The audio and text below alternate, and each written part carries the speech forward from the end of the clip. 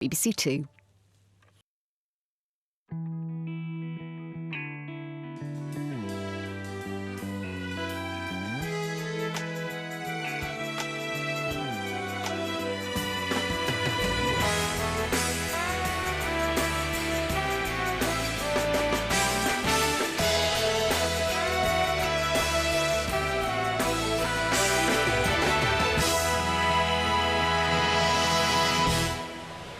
Hello and welcome to Chelsea. Joe, we're halfway through the week already and it has flown by. I know, it's absolutely flying by, isn't it? I'm enjoying myself. It's busy. It's not just you and me here, Monty. There's thousands of people here as well. Thousands of people.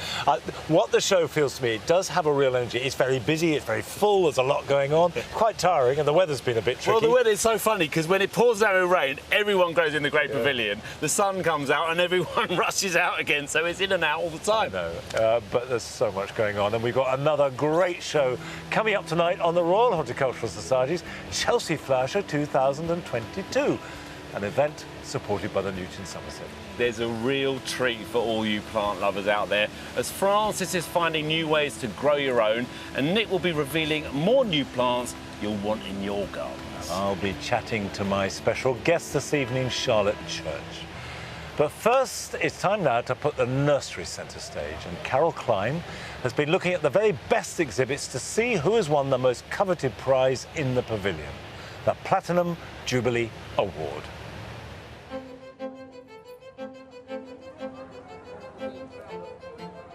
In 2012, to mark the Queen's Diamond Jubilee, an award was introduced for the very best exhibit in the Great Pavilion. In this, the 70th year of the Queen's reign, the award has been reintroduced as the Queen's Platinum Jubilee Award.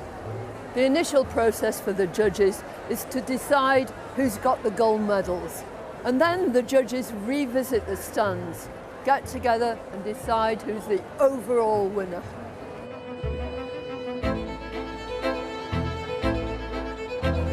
Well, I'm lucky enough to be talking to Jim Buttress, who's in charge of one of the judging panels, the one that deals with cut flowers.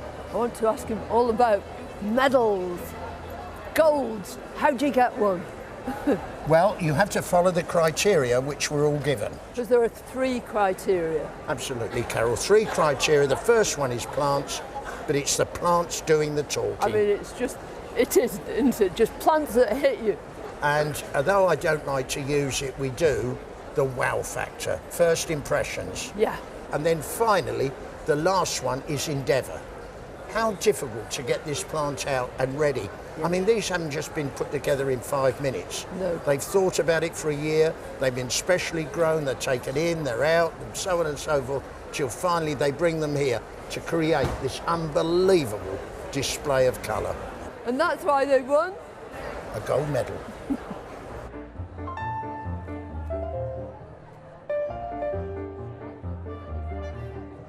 What is it about this stand that makes it through and through gold?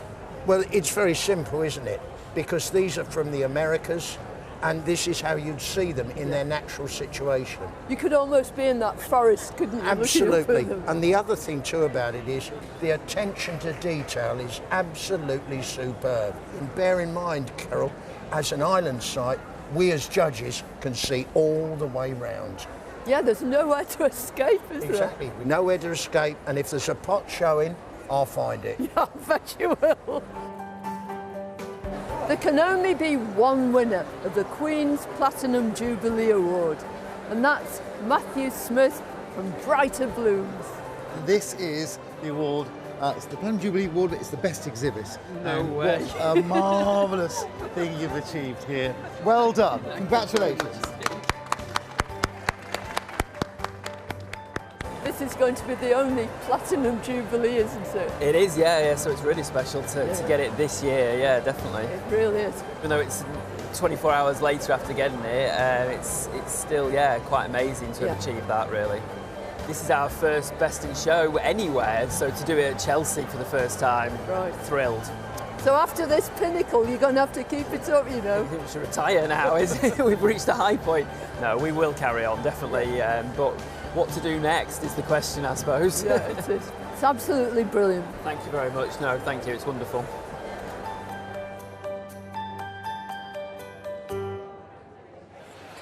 The Great Pavilion has the best plants and exhibits from all over the world.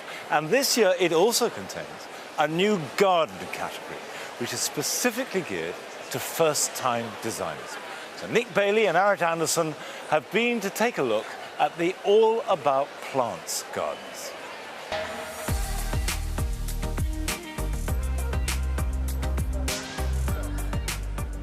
Morning. Morning, neighbour.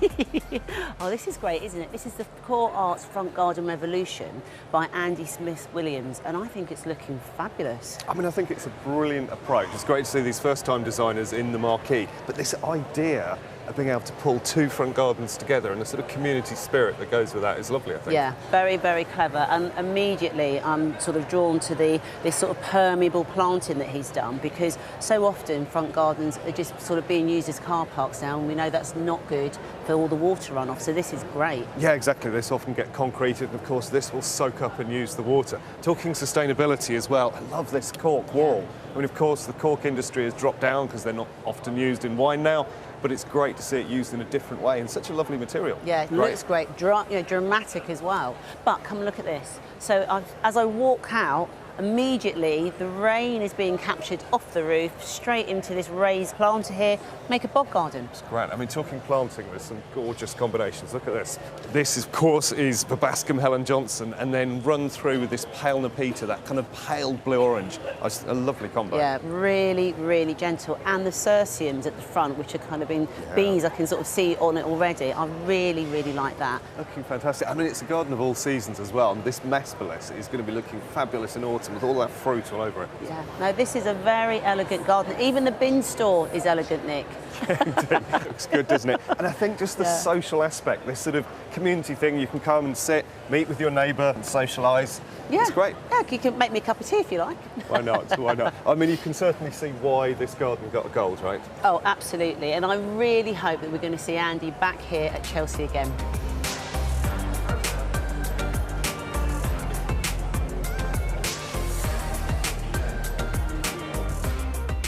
Of course, this is the Mothers for Mothers garden by Pollyanna Wilkinson, and it's so lovely to see another first-time designer doing so well. It's brilliant. I mean, to take a message that's so important about those mums that suffer, real mental ill health during pregnancy or postnatal depression, and I think she's captured it beautifully. I mean, look at the path, that fractured feeling that you must have when you're really in the depths of your illness, and then the kind of the bridge, this traverse that you have to do into wellness. I mean, really, really lovely. Superb mix of planting, I have to say. And there's details, it's really thought about, this ash bench, really blackened, but it's just so tactile and a place to contemplate and enjoy the garden. Exactly, and it brings us to this beautiful planting and some real star plants. I mean, this Nectroscorbut is such a special thing. Allium relative, of course. And when the flowers kind of dry out, they all stand up and look like fairy tale castles. She's really lovely. And then so brave to use this Papaver somniferae. I mean, of course, they last, 2 days in flower if you're lucky? That colour is just sumptuous. No, exactly, and I mean the palette of plants as well. I mean, she's used that again in the storytelling. There's sort of like these blues and more muted colours. When you're not feeling great, and then lifting it into this really gorgeous feminine palette. I mean, I think it looks really stunning. Absolutely, and strengthen the garden overall. I mean, it got a silver, and I think people often sort of forget the fact that this is the greatest flower show in the world. And getting a silver is quite significant, really. Oh, I mean, to get awarded is brilliant. And I think, maybe there's just the fact that if this garden were out, in a space, there'd have to be some details and some tweaks, and it's just can be just those little things that sort of shave off a mark, really. Exactly, but I can see this working so well in a space, just a little bit more space around and extended out, and actually, as a concept, it would make a beautiful garden. Absolutely. I mean, Pollyanna is such a talented designer. I'm really looking forward to seeing what she does in the future at Chelsea. Yes, I should be watching her.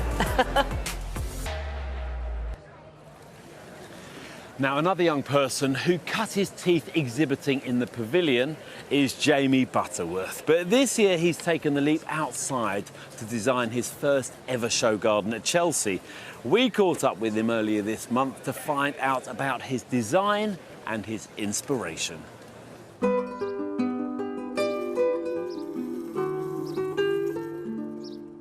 I I'm Jamie Butterworth, and I've worked on nurseries since I was about 14 years old, and it's always been my dream to have my own, and here we are essentially. I'm the I'm the owner of Fawn Plants, which is a lot of pressure but a huge amount of fun.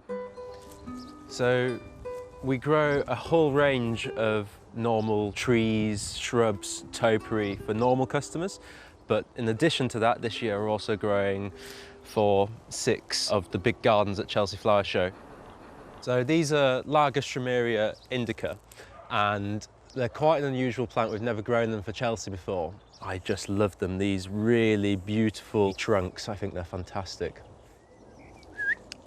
Come on. We're also growing about 20 to 30,000 herbaceous perennials for the show as well. So take these digitalis, for example. They're budding up nicely. All being well, we'll get 40 beautiful ones in flower, ready for Chelsea. I'm a gardener, I'm a horticulturalist, I'm a plantsman, I'm not a garden designer. But actually, I've done RHS Chatsworth Flower Show. We were actually the first garden ever to win all 4 awards, which was surreal, especially for my first ever garden. And then last year, we did the RHS Hampton Court Palace Flower Show, and that sort of led to where we are now with Chelsea. So the garden we're creating is called the Securing Tomorrow Garden for Place to Be, which is a children's mental health charity. It's a garden for a child to go and sit in to talk to somebody about whatever's on their mind. This garden is going to Chelsea, but it wasn't designed for Chelsea. It's designed for the children at Viking Primary School, and that's the bit I'm most excited about. We're a small school. Most of our children live on the estate and in the high-rise flats around the school. Most of our children have limited access to outdoor space. We have quite a high need for Place to Be support, and our children are always very excited when we have Place to Be support on 2 days a week. Children present with a variety of issues that we can support. We can't change home circumstances or family. We can't undo trauma. What we can do is give them a safe space where they can process that and come to terms with what life has thrown at them. You will when you try these ones. Working with Jamie has been extraordinary. There's a buzz about it throughout the whole school. He's visited us several times now and met with the children and got their ideas for textures, shapes, colours, seating areas, and today we actually get to see what he's designed. So, here's the garden. We've got these giant sandstone boulders, then step down into the sunken seating area. There's these sculpted oak seats. So we've used some of the shapes that they've made in the classroom to actually determine what these look like. You can see it's beautiful from the outside, from the classrooms, from the corridor, but actually when you're sat inside it, you get this feeling of intimacy. It's beautiful. When I've spoken to the children, they've articulated the importance of being able to talk to you, and actually you can make that environment as safe as possible for them. Absolutely. Part of my role as an ambassador for the RHS is I go into quite a lot of schools across the country. So to be able to go into Viking Primary School and work with these children has been fantastic. You never know what they're going to say or what they're going to do, but it has been incredible. So guys, does anybody know what these are? I'll give you a clue. You can buy it in tins and you have it on toast sometimes. Beans! Beans! So these are runner beans. Put your fingers over the top, and then turn it upside down and then squeeze the pot and it'll come out like that. Look at that, that's perfect. Look, these white things here, these are all its roots. A little bit more in that one, so I want to fill it up to about there. That little line there.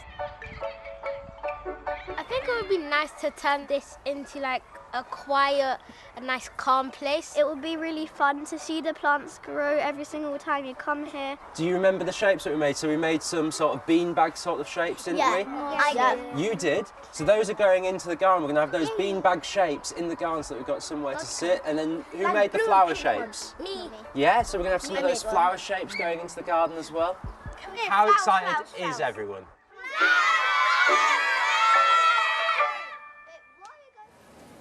Well, I was really excited to see this garden too, and it's an absolute triumph. It really is. It's very simple in its design. There's some big rocks there that create the steps down into this sunken area. You're completely surrounded with planting and 2 beautiful oak benches too. But really, with Jamie's work, it's all about the planting. And here we have a realistic planting scheme that really would work in anybody's garden here. The plants meld together really nicely, mainly textural greens. We've got this lovely valeriana and the cow parsley with the odd shot of colour. Things like the poppy here and this salvia. It's very simple, but it's really tranquil and beautifully put together. Jamie, lovely garden. It's gorgeous. First time at Chelsea in gold. And how are you feeling? I'm still up there somewhere. I'm on cloud 9. It hasn't quite sunk in yet. It's just to be at the show is a huge privilege in its own right, and to win a gold is just the cherry on the top. Because you've been involved in a lot of gardens, you know, over the years. You're still a young man, but this is your garden. It's the first time I've ever put my own name on my own garden, and it's an incredible experience. I feel a bit numb, to be honest. I don't know how to describe it, but you've got one, you know what it feels like. I know how it feels. I know, but I mean, the kids, you know, in the video that we saw, the kids' response to outside space and the excitement, and I can just see them in here having sort of stories told to them, and it's a learning experience, just being outdoors, isn't it? Absolutely, and that's what this garden's all about. It's not about the medal, it's about the children, and it's about creating a space that facilitates and stimulates a conversation for these children. 1 in 6 children now suffer from a diagnosable mental health condition. So enabling them to be able to talk, whether it be to a place to be practitioner, a teacher, a family friend, whomever, it's so important that actually we get the early intervention and we start young and show them that it's okay to talk, and that's what this garden's all about, is facilitating that conversation. Yeah, and that connection with nature. Listen, it's a great garden. Good luck with moving it to the school. I hope it goes well. You, Joe. And I'll see you again here soon, no doubt. Thank you. Well done. Now, foraging and planting seeds is a great way to get kids interested in gardening and food, and it's a bit of a theme in many of the gardens here this week. So we sent Francis to dine out on the best fruit and veg Chelsea has to offer and get inspiration for how we can all grow our own, whatever the space you have. Nestled in amongst all these show gardens, there are some great ideas for how we can use much smaller spaces, and that includes all kinds of edibles.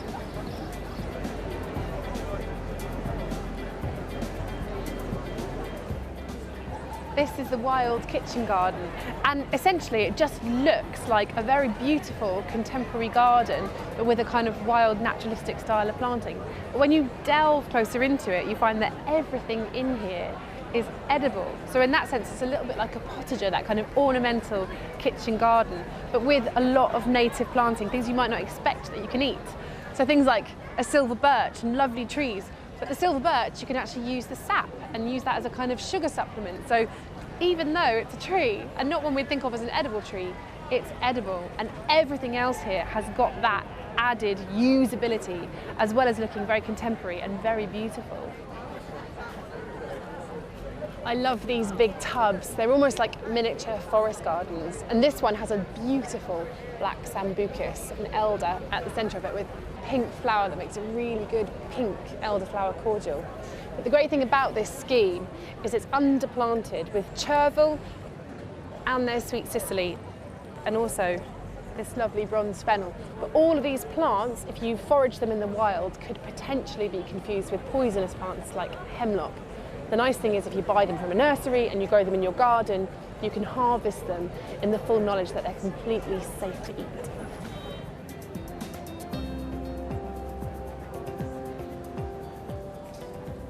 This is a really nice feature. It's just a tub like the other galvanised pots, but filled with water, and with water edibles. So there's classics like watercress and water mint, which you can not only eat, but also use in tea.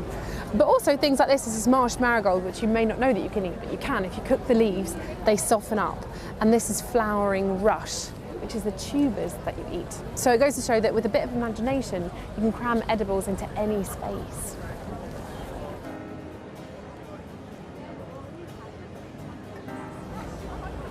Here on the potting balcony, the veg is much more what you would expect to see, but the setting is really unusual, really contemporary, looks nothing like a vegetable garden.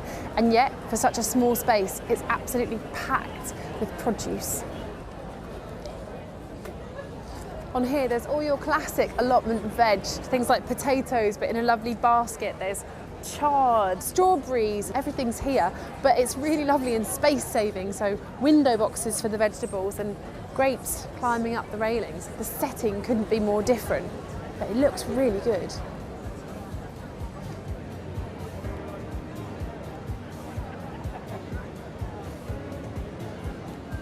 And just at the other end of the balcony here, you have a great little potting bench, all your tools, everything that you need, grow things on and then either put them in here or take them down the allotment. But at the end of a hard day, sit here on your bar, enjoy your view, eat a tomato and maybe even an apple. Doesn't sound bad, does it?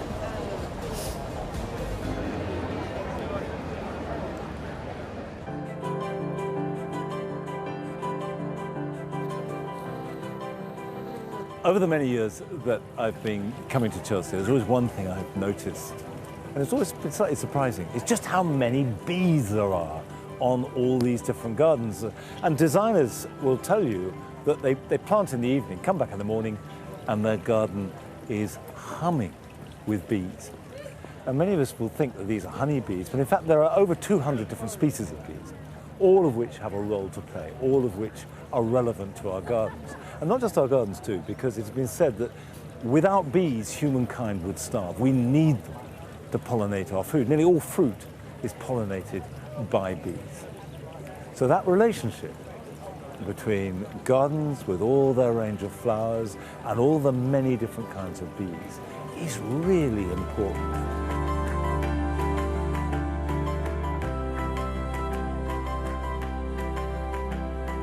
I think many people have a perception that honeybees are really either the only bee that matters or that they are somehow top of the league. But bumblebees are really important, aren't they? Yeah, absolutely. There's only one species of honeybee here in the UK, and there are 24 species of bumblebee. And many of the honeybees that we see are kept by people, managed in hives, whereas all of the bumblebees that we see are wild bees, and they're providing a fantastic service of pollination in our gardens. Bumblebees are really important for gardens, aren't they? Yes, absolutely. Bumblebees are extremely great at pollinating. So they keep our flowers in our garden going, and they ensure that the food crops that we plant in our gardens produce the fruits that we love to eat. Say food crops, are there any in particular that bumblebees are important for? Absolutely. So one that everybody's familiar with in their greenhouses is a tomato, and actually in the UK, bumblebees are the only insect that can pollinate a tomato plant. They do something really amazing called buzz pollination. So the pollen in the anther of the tomato flower is really tightly packed away, so something like a honeybee can't access the pollen there. But the bumblebee will land on that flower and hold onto it with its mandibles, and it will vibrate its flight muscles at exactly 400 hertz, unlocking that pollen and obviously pollinating the flower in the process. It's just extraordinary. I never knew that, and I suspect most people don't know that. Now, what can we as gardeners do to help look after bumblebees? So we have three top tips, if you'll permit me. And tip number one is to provide food for bumblebees. And food for bumblebees is flowers. And we're asking gardeners to try to provide that food for as long across the year as possible. So those early spring bulbs all the way up to the ivy later in the year. We're also asking gardeners to try as best as they can to avoid using pesticides in their garden, which have been proven to harm bees. And the third thing is bees, as well as needing food, need somewhere to live, somewhere to nest, and somewhere to hibernate. So leaving some messier areas in our garden, some log piles, some piles of old leaves, or some longer grass is really great for bumblebees to nest and to hibernate. Thank you very much indeed. Thank you.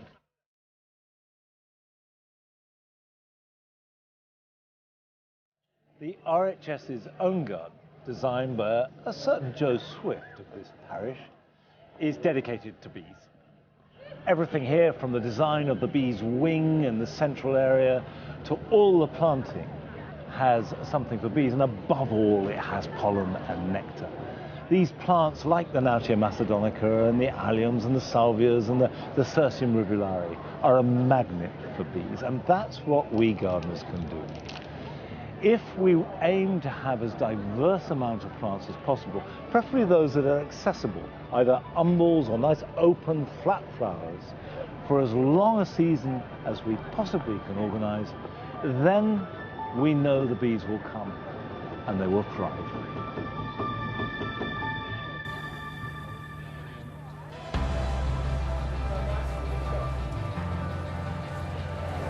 Every night this week we've been introducing you to the exciting new plants making their debut at Chelsea this year. These are the plants that you really want to be growing in your garden.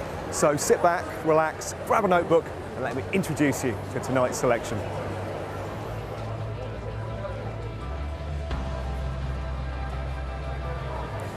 Often thought of as little more than inexpensive cut flowers, Alströmerias are actually superb border plants that can flower for nearly 5 months in the garden.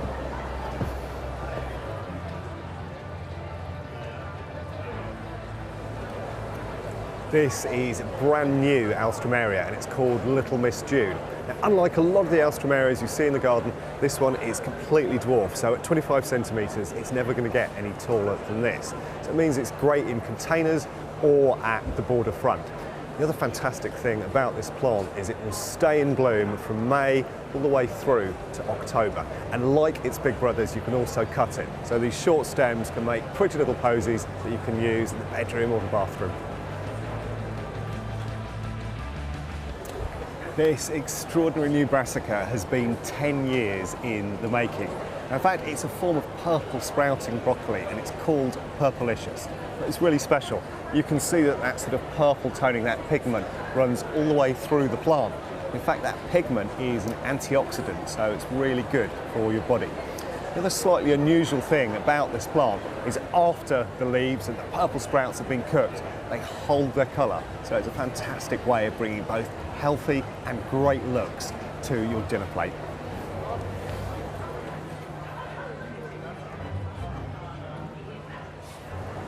Salvias are a huge group of plants and hugely popular with gardeners for good reason.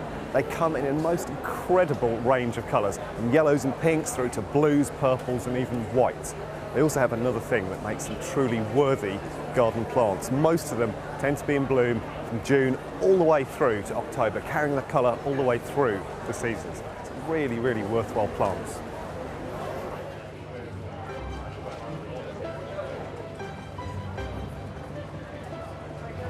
And in recent years, one of the most popular of all the salvias is Amistad. So that chap sat up in the top back corner there. It's a brilliant plant, goes up to about 2 metres and people love it.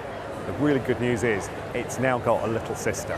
This is called Pink Amistad and it shares many of the qualities of its big brother.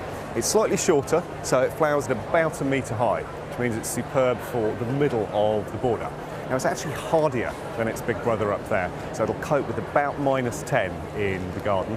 But to make sure you can preserve it from 1 year to the next, it's very easy to take cuttings. And about September time, they root very, very quickly, and it's a way of kind of ensuring you can carry the plant into the next year or share it with friends. It blooms over an incredible period of time, so it'll go from May to quite easily November. So I reckon this is one of the real stars to have made its debut this year at Chelsea, and it's going to be across the country showing off in gardens and looking fabulous throughout the summer.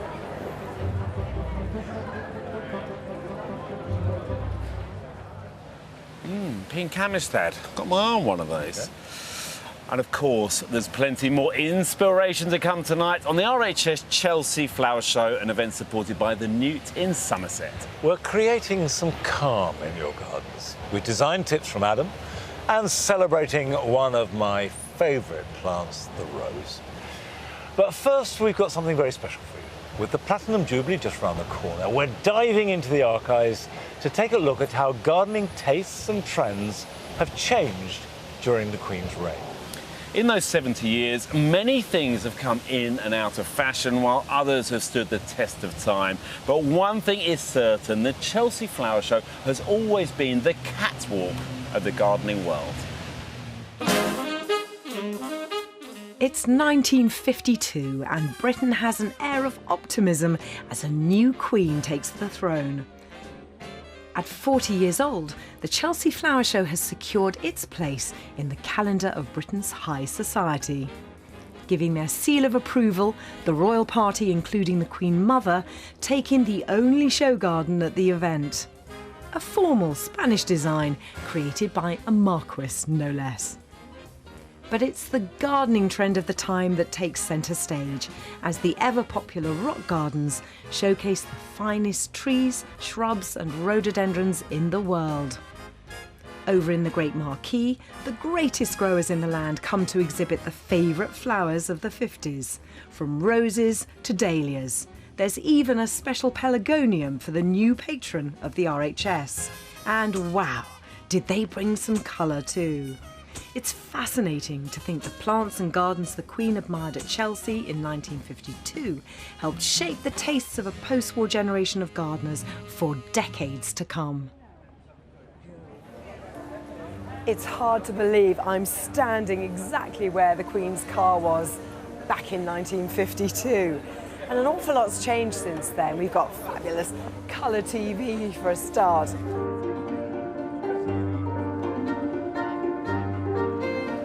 Rock gardens were all the rage back in 1952, so much so that one of the external areas became known as Rock Garden Bank. Now, I remember that from my earliest visits to Chelsea. My father used to make a beeline for it. And the name has stuck, but the way that we use alpines today has changed. Whereas alpines were often grown in large rockeries with huge boulders, the trend then became to grow them in much smaller alpine troughs. And that did suit the small varieties, but actually, as you can see, alpines are hugely diverse. They come from all over the world.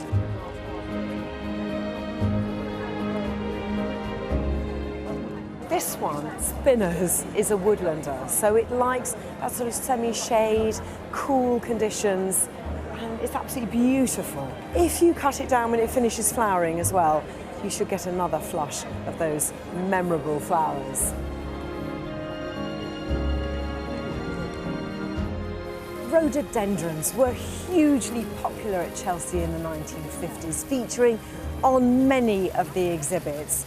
But as the century progressed, they fell out of favour.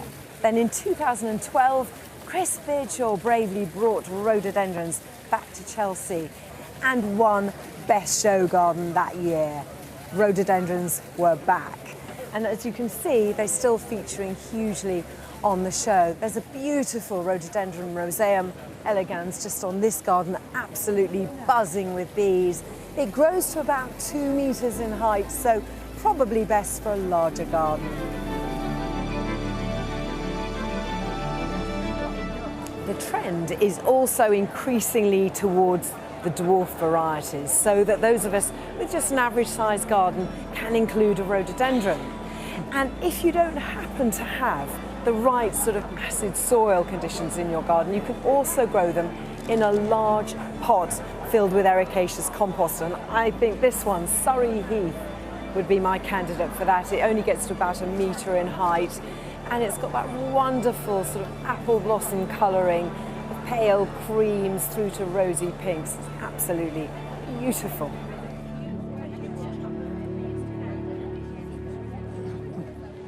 It's fascinating. I mean, it brings back loads of memories. I can remember the garden long before you were born, late 50s. And one of my first memories of, we had in my grandparents' house, which I was brought up in, a wooden wheelbarrow. And with a wooden wheel? Yeah, wooden wheelbarrow, everything was. And it would be filled with pelargoniums from the greenhouse that was heated by a boiler coked with coal, brought up, and they were planted out in front of the house, and then a line of white alyssum. Always the same. Every year planted the same. Yeah. But I mean, did the neighbours have the same? But did everybody in the street do the same thing? I didn't live in a street. I lived in the country. But I think so. It was just, and also the whole thing was about keeping the garden tidy, conquering nature, sprays with an old spray gun, kill anything that turned up. I mean, gardening has changed so much over the years, and it's fascinating though to go back into its history. I mean, I'm loving it, but actually there is one plant that has remained steadfastly in the affection of everybody throughout the generations. The rose, I reckon you must say, it's got to be true. Roses have been loved all through history, ever since the first one. And one nursery that knows this more than most is Harkness Roses. And they've been exhibiting here at Chelsea on and off since it first began in 1930. Wow. And we joined them on the run-up to this year's show to find out what they have in store this time. Roses are interwoven into mankind's history. If you go back to Greek times and Roman times, they were a symbol of love then, they're a symbol of love now. I'm Philip Harkness. Roses have been a part of my life for the last, I guess, 64 years, because my first 3 years I didn't know about them. Harkness roses have got a long, long history. We started in 1879 in Yorkshire. In the early 1900s, the two brothers, John and Robert, ran the company, decided one had to come further south for the climate. They tossed a coin, the loser left Yorkshire, and I think probably the winner kept the coin as well. The ultimate winner was actually the one that came down to Hertfordshire, because the nursery in Leeming Bar closed down in the late 1930s. When you're breeding a new variety, you start by taking all the petals off the flower, and that exposes the stamens and the anthers. The anthers carry the pollen. We remove the pollen with a pair of tweezers. All we have left is the star, the stigma, which goes down to the seed pod, and this needs 24 hours to ripen before we can apply the pollen of another rose to fertilise it and create a new variety. One of the most popular types of rose has been the hybrid tea. These days, hybrid teas and floribundas have been bred together so much it's often hard to know which is which. When it comes to recognising a hybrid tea, one flower on one stem as opposed to flowers coming in a cluster. We've got quite a long history at Harkness Roses. On the 5th of December in 1896, we supplied a catalogue to Queen Victoria, and the result of that was an order, which was a great achievement for a fledgling company. We used to supply plants on a regular basis to Gertrude Jekyll, who was probably the premier garden designer of her era in the 1920s. And the National Rose Society's Championship Cup was won by R. Harkness and Company Limited on almost every year, bar 4. I think every garden should have a rose in it. There's a rose that fits in absolutely any space, climbing ones over houses, little miniature ones in pots. There's one for every single condition. Don't believe everything you read in books. Just be brave and learn. If you want to cut it out, the plant will grow. Plants are designed to survive. I'm in one of the most exciting parts of life, the seedlings from our pollination last year, and I am the first person to see this particular flower. It's genetically unique. It's just too awesome. It's just such a wonderful feeling. We made the decision in 1994 not to use any fungicides when we were breeding our new varieties. I'm really quite excited and looking forward to Chelsea this year, having not had one in May for a couple of years. It's infusing me to get back to it. We've got some new varieties we're taking this year, and first and foremost I will talk about the Duke of Edinburgh, and it's a red flower, really pink with silver white flecks in it, absolutely stunning, beautiful. Then we come on to John Selman. John was a remarkable man. He was a gardener. He was the first black man to be married in Wales. Imagine a creamy yellow flower opening slowly from a pointed bud. One other rose that we're really honoured to be able to show this year is one named for Queen Elizabeth II. Peachy pink flowers on a lovely bush with our trademark healthy foliage. It's going to be something which the nation will be able to enjoy for many, many decades to come. Just to get all the blooms in flower for the 5 days of Chelsea Flower Show, it's tough. We look at the plants daily, we nurture them, we move them for light and for shade and for warmth, and if we get it right, we're really, really happy. When I did my first Chelsea Flower Show that I was in charge of, we won a gold medal, and we won 18 consecutive gold medals, which is a great achievement. But it's not the gold medals we've won that give me pleasure. It's the ones that we are going to win in the future. They are much more important to me than what has happened in the past.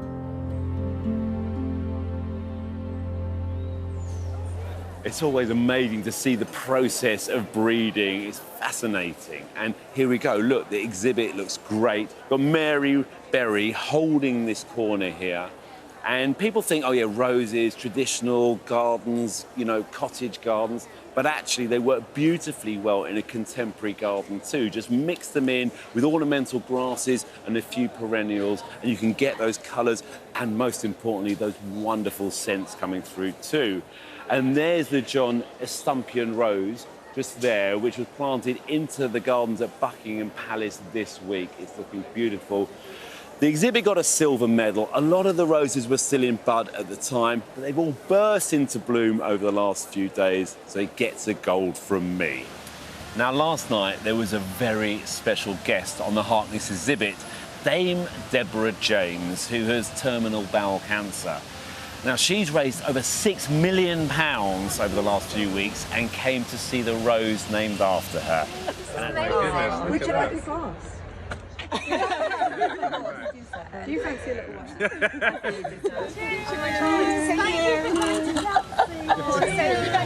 What an incredible woman.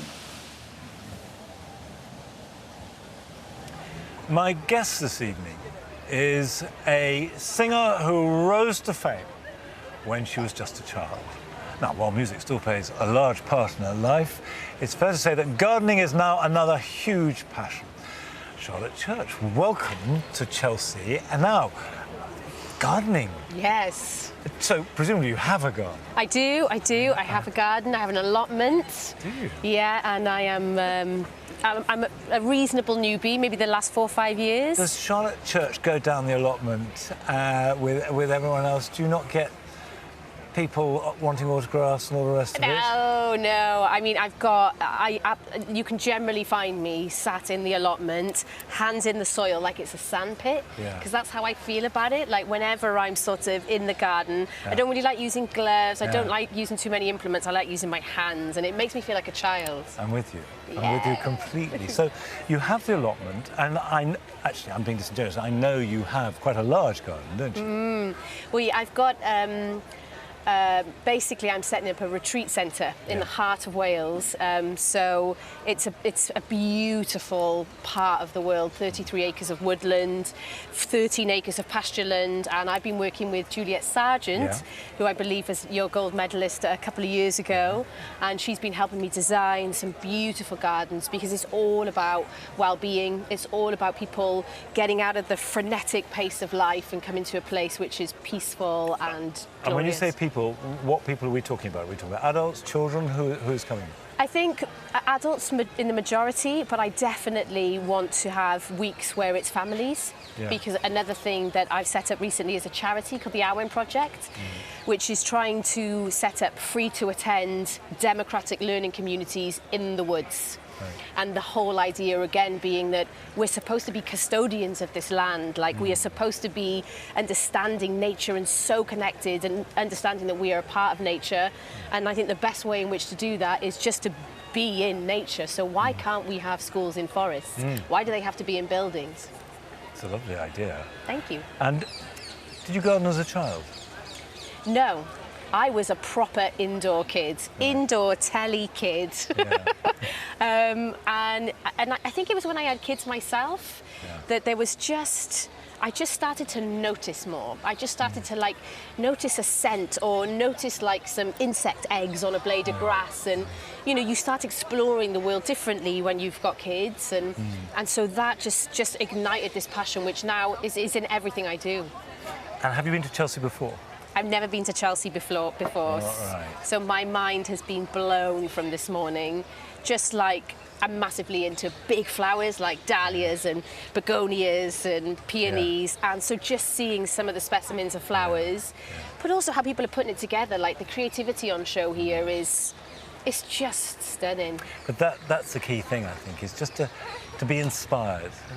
Take ideas and then take them back home. Oh, absolutely. And whether it's things like, beautifully rustic looking willow gates, which absolutely look like the kids in the forest could make it. There's so much here that you think, I could totally do that. That's really simple to recreate.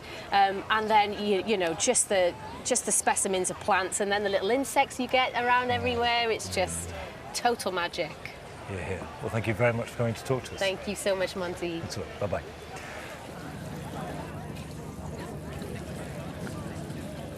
All this week, Adam Frost has been taking a look at how to make the plants in your gardens the real stars of the show.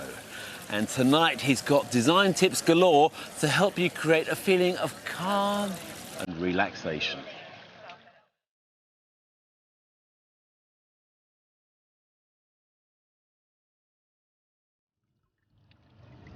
A well-planted garden can provide a whole lot of calm. But I don't think you need the biggest garden in the world. Here, just tucked away in this little courtyard. When I come down, the pots are planted beautifully, but it's not just about what we see, it's what we touch. And here, this Artemisia sort of just draws you in, it's tactile. But also what we smell at the front there. We've got scented geraniums. Here we've got roses that provide this wonderful perfume. And there, silver birch in a container just starts to play with the light, and that adds to that whole feeling of calm.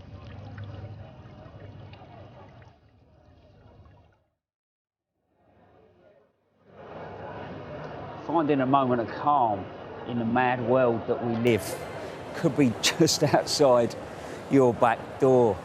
It's interesting, isn't it, about, as human beings, how we react to colour and atmosphere. Here, I'm stood in the middle of the Chelsea Flower Show in a woodland, and it actually feels calm. Above me, I've got dapple shade, not heavy, not oppressive, that sets a mood. And then I've got a woodland floor, and interestingly, there's somewhere to perch.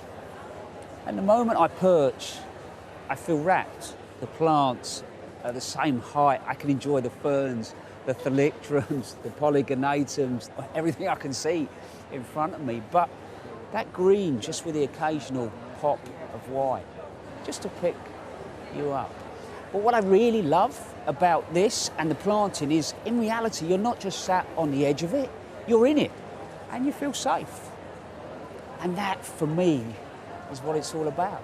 So can you find a little area in your garden where maybe you take that cup of tea in the morning, or that glass, something a little different in the evening, put yourself in the plants and enjoy them, and just have that moment of calm.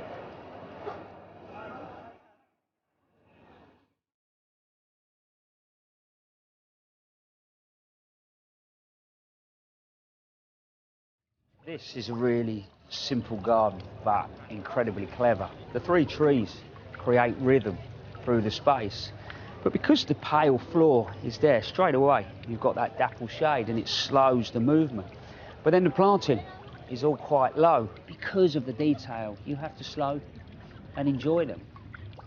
As you work your way then to the back of the garden, you realise that those trees are delivering that dapple shade, and the heart has slowed right down, and I just feel at ease. And I think in reality, when it comes to calm in our gardens, yeah, we're looking for those little tucked away spots, but also it's that realisation that it's every one of our senses that our gardens work with. So next time you go out in your garden, just see what it is that makes you stop for that precious moment.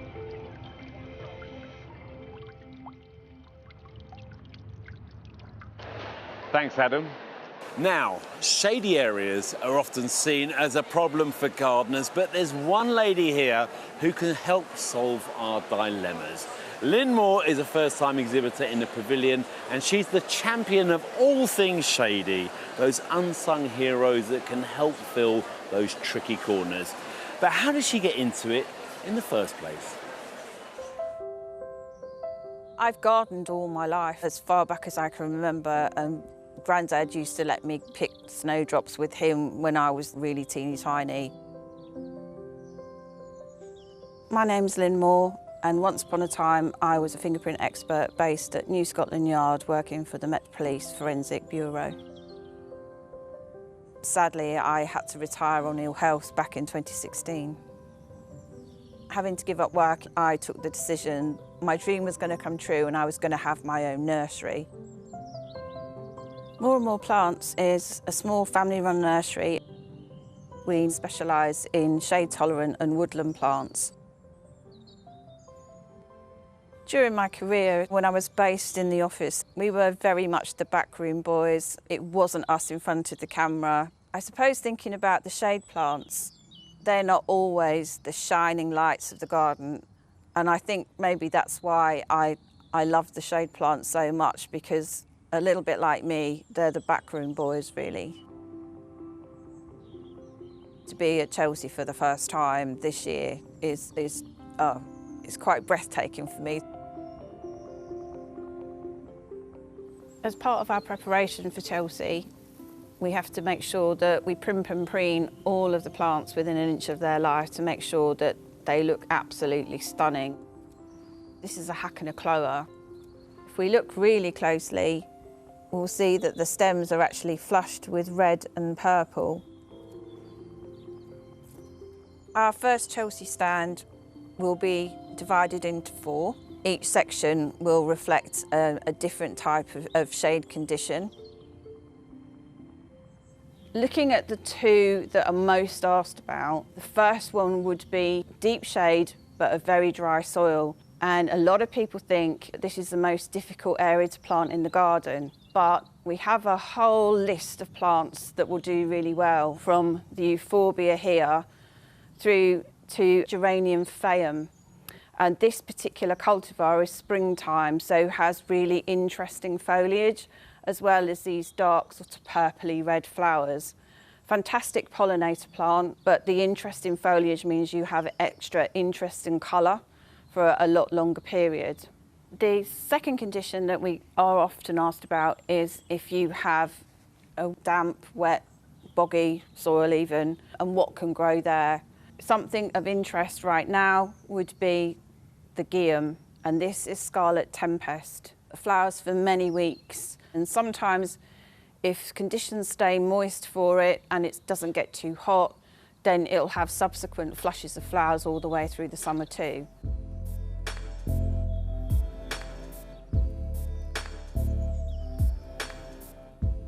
This is what I call the inner sanctum, and this is where some of the show plants have taken residence. This is one of the plants that I'm desperate to take to Chelsea. This is Cynelis. It looks otherworldly to me. We have this sort of little forest of umbrellas that eventually will open out. For me, there's something sort of quite malevolent about it. One group of plants that we're really hoping makes it to Chelsea is this little collection of ferns. They mysteriously appeared in Grandad's garden and grew there for probably 25, 30 years. They've now come to live with me. We're really hoping that these new fronds will unfurl in time for the show. We're so delighted to be part of Chelsea, and I'm just trying to keep the worry and the fears at bay, but I know when I go through the gates for the first time and I'm going to be driving to my stand, it's just going to be, sorry, it's just going to be so incredible. For 25 years, I was this backroom girl, sort of plodding away, unseen by anybody. And then all of a sudden you're thrust into the spotlight, and then you're at the most prestigious show in the world, and it doesn't feel quite real right now.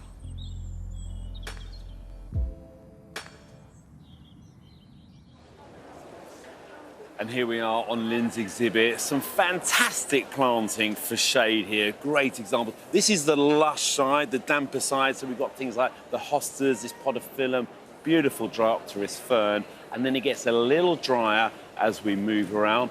Oh, gold medal. That's good news. This is one of my favourites.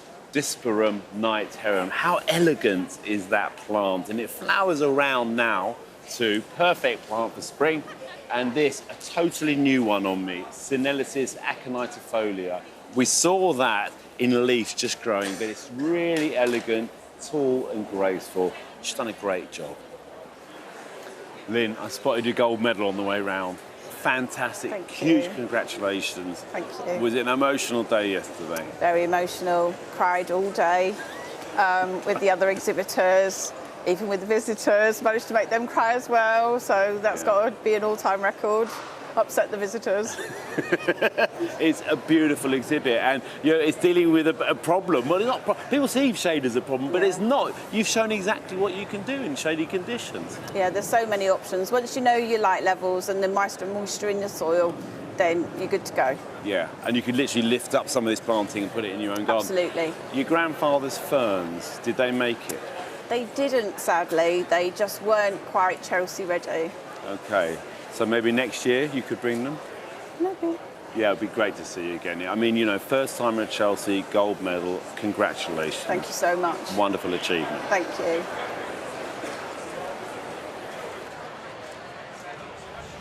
Earlier this evening on BBC One, we gave you a guide to all the show gardens in the running for this year's BBC RHS People's Choice Award. Now, if you missed them, you can see them all again on iPlayer, or you can go to the website, which is bbc.co.uk/Chelsea, for the full list, where you'll also find the terms and conditions and the privacy notice. Now you have until 7 p.m. tomorrow evening, Thursday the 26th of May, to register your vote, and we'll announce the winner on Friday night on BBC One. It's not long, so get on it, and remember, please don't try to vote if you're watching on demand after the vote is closed. Now, we've got a few viewers' questions here. Try me out, Monty. OK. Gents, tulips in containers, to lift or not to lift? That's from MJ. Well, tulips in containers, if you've bought them as new bulbs, will not flower so well the following year. Different varieties have different records on this. Most don't flower, Not though. really. No. So I would recommend lift them. Yeah. What we do is lift them out the pots, use the pot for something else. We then pot them into plastic pots, recycling them, and let them gradually die down over summer, then plant them into a border. It's quite a faff. It's another faff. It's another faff. Or you but can compost them and get another load. If they do flower again, you get the bonus. Yeah. If they don't, you have the very best in your pot. True. OK, here's one. Hello, my name is Carol. That's a good name. Oh, that's a good name. Yeah. Yeah, I like I have Carol. new build house which has just started my new garden. The newly brought in topsoil has no worms that I have found. Is this a problem or not? Now, I've done a lot of designs and builds where we've just brought in fresh, sterile topsoil. You buy worms. You can buy worms online. They turn up in a breathable bag. They come through the post, and it's very exciting. They bury a little hole all over the garden, and within a year or two, you've got worms in your garden. Absolutely, and the place that sells worms is actually quite near to where I live. So, yeah, you get Herefordshire worms. Oh, well, I should come and get some worms from you. Next time I come round, I'll get yours. Craft Gorilla asks, we have a rogue buddleia growing just next to a path in a very small garden. So I'd like to ask if it's possible to move it without killing it. If it's very small, yes. Tiny. But if it's anything more than a couple or 3 foot tall, I wouldn't bother. Yeah, it doesn't move No, they easily. don't move easily, but you could take cuttings which are easily and then plant the cutting when they've done. And if it is tiny, move it in the autumn, Yes. I would say. Yeah, I'd definitely Not say. now, Yeah. not now. Yeah. Well, we love to hear from you. So do use the hashtag #AskMontyandJoe to keep sending us your questions and get in touch. And don't forget that Nikki and Angelica will be back on BBC One at 3:45 tomorrow afternoon, where they'll be discovering how the maitre d', Fred Siriex, has a newfound love of gardening. And we'll be back tomorrow night at 8 p.m, where we'll be sharing the love of bijou bonsais and taking a look at Jasper Conrad's wild Dorset garden. Well, now it's time for you to go and celebrate your birthday, Joe, and we'll see you tomorrow. So until then, bye-bye. Good night. Every year, every year.